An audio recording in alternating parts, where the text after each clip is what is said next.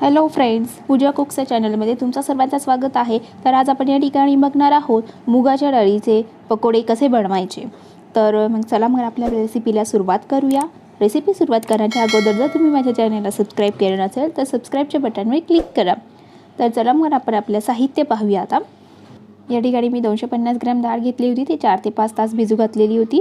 आणि या ठिकाणी एक कांदा घेतलेला आहे, तो बारीक चिरलेला आहे, कोथिंबीर आहे, मिरची आहे, लसूण घेतलेला आहे, मीठ घेतलेला आहे, धणे, जिरे आणि ओवा घेतलेला आहे।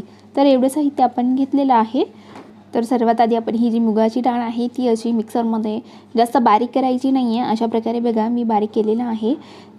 तर थोडी डाळही ठेवली तरी चालते, अर्धवट डाळ ठेवायची, जास्त फाईन पेस्ट बनवायची नाही आहे। तर आता ही अशी डाळ मी मिक्सरमधून काढलेली आहे।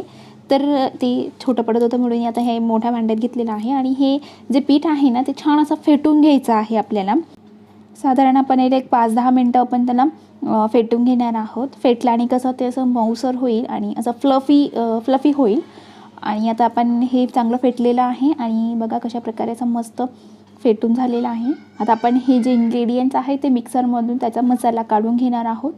आता मी आधी लसूण घातलेला आहे मिक्सरमध्ये आणि मग नंतर मिरच्या घातलेल्या आहेत। बघा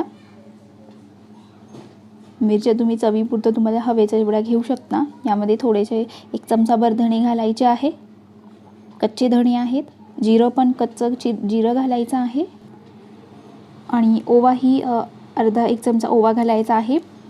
तर आता एवढं साहित्य आपण मिक्सरमधून काढणार आहोत। आधी हे तुम्हाला इन्ग्रेडियंट्समध्ये दाखवायचं राहिलं होतं, अद्रक घातलेला आहे, बारीक थोडं कट करून अद्रक घालायचं आहे, अद्रकीने पण टेस्ट छान येते। तर अशा प्रकारे आता मी हे मिक्सरमधून बारीक केलेलं आहे। बारीक म्हणजे जास्त बारीकही करायचं नाही, असा ठोसरच आपल्याला हा मसाला लागणार आहे। बघा अशा प्रकारे मी हे मिक्सरमधून फिरवून घेतलेलं आहे, फक्त पाणी वगैरे टाकून काही बारीक करायचं नाही आहे। अशा प्रकारे ही बारीक केलेलं आहे।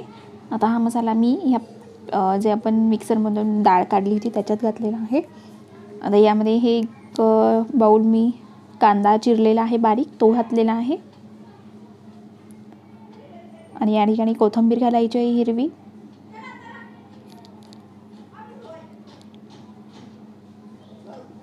आणि चवीपुरतं मीठ घालायचं आहे।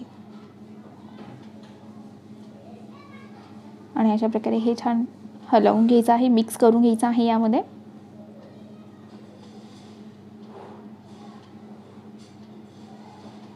बघा अशा प्रकारे हे मिक्स झालेलं आहे। आता यामध्ये थोडीशी हळद घालायची आहे आणि थोडंसं तुम्हाला वाटलं तर लाल तिखटही घालू शकता,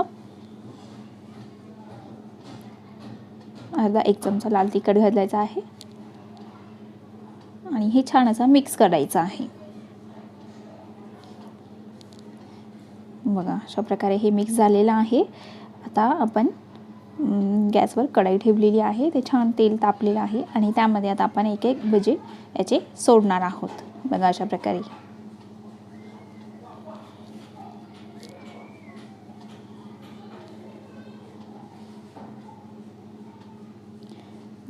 हे थोडेसे लालसर होऊ द्यायचे आहे।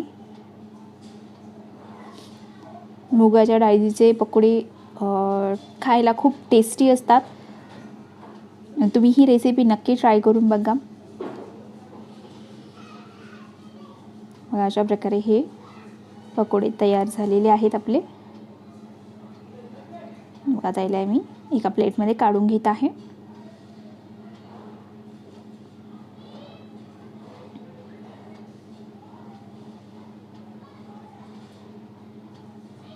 आता दुसराही घाणा मी घातलेला आहे। मग अशाच प्रकारे ते तळून घ्यायचे आहेत। बघा अशा प्रकारे आता हे भजे आपण तळून घेणार आहोत आणि हे खायलाही खूप टेस्टी आहेत। तर अशा प्रकारे हे असे ह्या तेलामध्ये असे भजे पकोडे सोडलेले आहेत मी, आणि हे छान असे तळून घ्यायचे आहेत। जसे पहिले आपण भजे तळले होतो तसेच तळून घ्यायचे आहेत।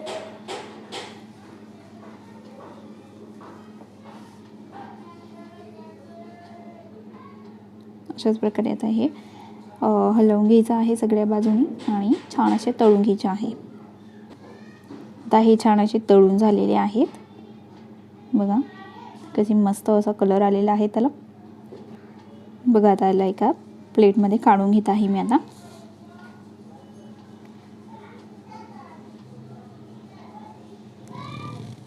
हे बघा अशा प्रकारे मी हे भजे तळून घेतलेले आहेत. जर तुम्ही माझ्या चॅनलला सबस्क्राईब केलं नसेल तर सबस्क्राईबच्या बटनवर क्लिक करा आणि बेल आयकॉनवरही क्लिक करा, म्हणजेच तुम्हाला माझ्या नवनवीन रेसिपीजचे नोटिफिकेशन्स मिळत जातील. आणि मला कमेंटमध्ये जरूर कळवा की रेसिपी कशी वाटली तुम्हाला. आणि रेसिपी जर आवडली असेल तर लाईकच्या बटनवर क्लिक करा. बघा हे भजे काढलेले आहेत मी आता. बघा अशा प्रकारे हे मुगाच्या डाळीचे पकोडे तयार झालेले आहेत आणि हे असे मस्त कुरकुरीत झालेले आहेत. तुम्ही याला सॉस बरोबरही खाऊ शकता. Thanks for watching this video.